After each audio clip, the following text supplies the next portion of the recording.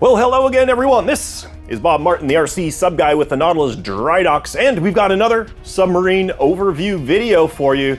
This is an oldie, but a goodie with new guts and awesome performance. Let's delve into it.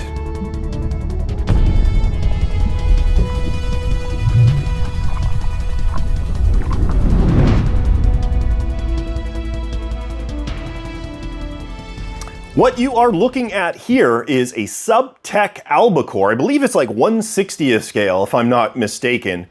Subtech was a company that was headed up by a gentleman by the name of Skip Acey back in the day, and he was really what a lot of people termed the godfather of RC submarines. He brought a commercial kit to market. So there is Albacore and Marlin were the two that he was best known for. And you've seen me recently just putting a couple of Marlins through the shop, including the steampunk upgrade that we gave one a little while ago.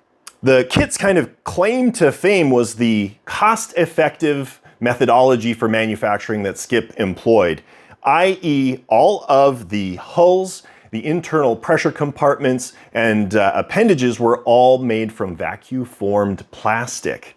Now, this isn't, typical, thin, flimsy plastic. This is really thick, heavy-duty, solid plastic, as you're gonna see in a moment. If we take a look at the boat itself, there's actually some pretty decent details on here, including some scribed, deck details. And then there's some white metal parts in here as well, which I'm not sure were actually part of the original kit or not. This was a little bit before my RC submarine time, in the early mid 1990s. This particular Albacore has been upgraded over the old version with a modern watertight cylinder. This is a huge upgrade. It vastly improves the reliability of the boat and its performance. Let's take a closer look at the boat and the cylinder. Let's break into the boat. It's a really easy process. This is a metric hex head bolt in the back, and that's it. The back just lifts off, slides forward, and now we have access to the internals. Now, it actually looks like this is rigged up for lights. And this is something we haven't really played with. You know what, Jason, can you grab a 9-volt battery? Yeah. We have a red LED in the front of the sail. There you go. Now, it is not rigged up for light output from the watertight cylinder, but that would be something that would be very easy to do, and that red light would give you a visual indicator as to the power state of the boat. All of this foam is actually really well done. This is a really, really clean build if you take a look at it. All of this foam is not only cut and contoured, but it's actually coated with resin. So it's hard. And this is held in place with Velcro patches, which makes getting the cylinder in and out really easy. This rear section just stays in place. We got our keel weights in here. As well, and then all of our linkages in the back, including magnetic click-on connectors. Jumping to the watertight cylinder. This is, from what we can tell, it could have been something maybe that Mike Subworks put out a while ago, where you buy, these generic end caps and couplers, and then you build your own watertight cylinder. And this looks like it has been done with a very high degree of craftsmanship. You have a nickel metal hydride battery in the front that's powered on and off via this waterproof switch. The neat thing about this is that you can keep the battery plugged in at all times, because this is a physical disconnect, not an electronic one that will drain the battery over time.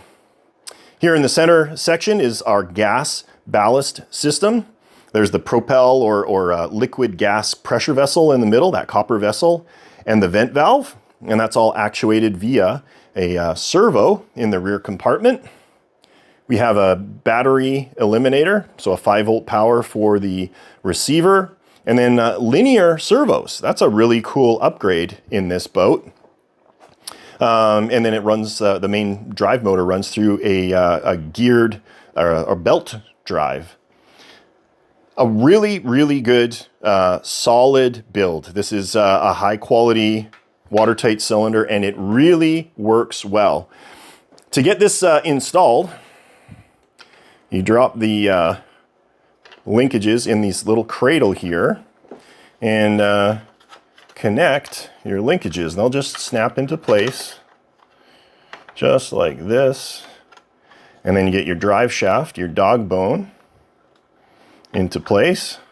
It goes back there. And then up in the front, you move your foam out of the way, drop the cylinder down, push this back, and that's all done. Now the only thing you need to worry about is the elastic band hold downs. And there's little hooks if you look right here. You just hook the elastic bands over the hooks front and back.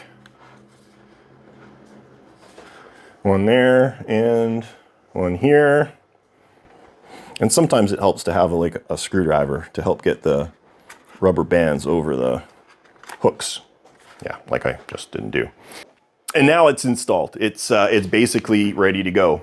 Everything is powered by this T6XA radio. It's a 6-channel radio.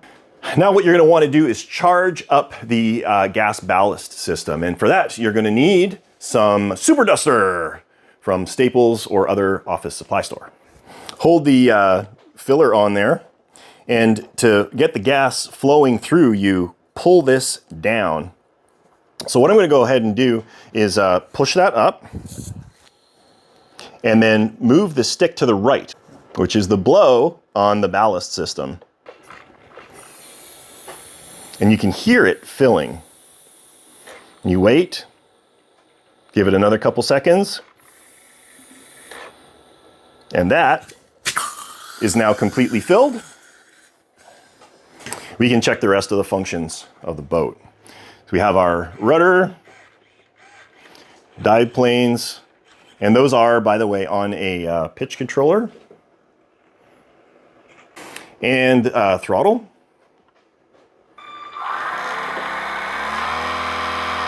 That is really smooth. And the ballast system, and that's the vent. And then we already did our blow. And that is basically it. You just tuck your filler valve under this forward elastic band, and that'll keep it centralized so it's not offside, making your boat tilt over. Take your receiver antenna, tuck that underneath so it's not going to get in the way of anything. Put your top back on, and you're ready for the pond. I do want to show you really quickly before we go the bonus that you get that I referred to a little bit earlier on, and that is the entire other Albacore hull, like a little walk back in time. Let's take a quick look at that one. So this is like the OG Albacore right here. Now you'll notice in the back of that first one, it has a non-scale propeller. It's a beautiful white metal propeller, but it's like the forward part of an Alpha propeller. This beautiful brass unit, which is mounted to the other one, would be an easy swap onto the other Albacore. I would highly recommend it. The beauty is you get both boats and everything that you see here. Let's take a look at how they used to do things old school. So what you've got here, including the popcorn, which we've not even removed there, is the old school Subtech dry hull in here. Now this is actually quasi-removable. There's some bolts here, and the entire watertight compartment can be removed for maintenance, upgrades, whatever it is you want to talk about. To gain access, you loosen up these knurled nuts on the top, and then this is the top part of the dry compartment, vacuum-formed plastic, but really, really rigid, really rigid. Taking a look inside, you get all of this stuff, and there's some upgrades in here over the standard. There is a radio, and comes here right this. So like the value is just there in the radio, people. You got old school Subtech pitch controllers. I think these are pump controllers, your servos, the main drive motor running through the geared box, just like the other one. That is smooth. Wow. Really, really nice. There's your ballast tank, which is a pump-based system, by the way. And then you got an emergency gas blow with the pressure vessel up in the front. Looks like somebody took some time to do some upgrades on this. This is a nice foam seal on here. This would make a nice boat and could potentially be made to run, or if you wanted to, it would take nothing to remove that old Watertight box and put a modern Watertight cylinder in this one too, and you get 2 Albacores to play with for the price of 1.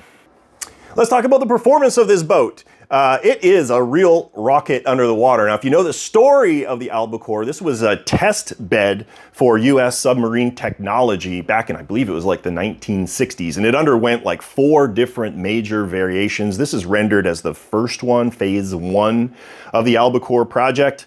It was really the US's first experimentation with the teardrop hull after World War II, and it gave excellent hydrodynamic response. This thing is an absolute rocket, and with the full setup that we're talking about here, it's extremely quick.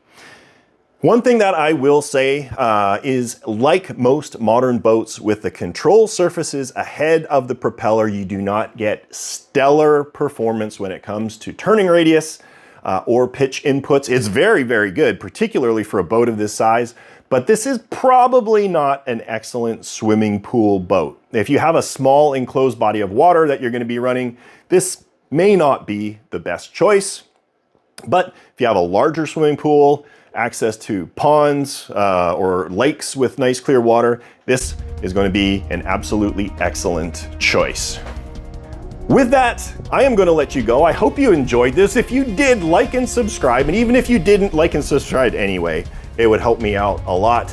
If you have questions or comments, drop them down below. This is for sale at the time I was making this video. So head on over to my website at nautilusdrydocks.com. If it's there and up, it's still available. And if not, she's on her way to a new home. You have a great rest of your day. And as always, we will catch you next time.